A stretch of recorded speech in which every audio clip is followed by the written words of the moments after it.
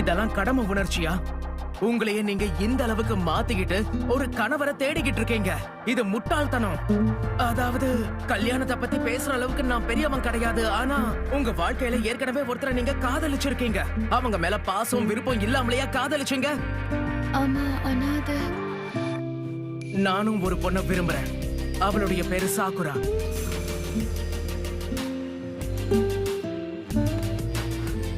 உண்மை என்னன்னா இத ஒரு ஒன் சைடு லவ் ஸ்டோரின்னு தான் சொல்லணும்.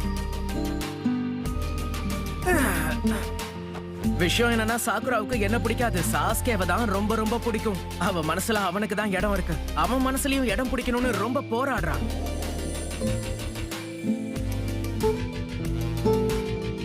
அவன் கூட இருக்கும்போது அவள மாதிரி அழகா சிரிக்கக்கூடிய ஒரு பெண்ணை நான் பார்த்ததே கிடையாது.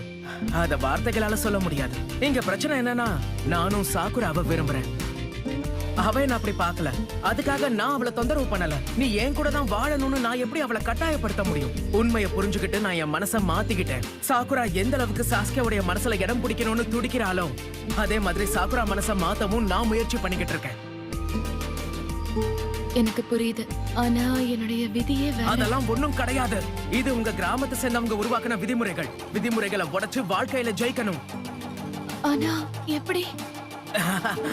நீங்க புத்திசாலி, பலசாலி. உங்க திறமையை பயன்படுத்தி ஜெயிக்க முயற்சி பண்ணுங்க.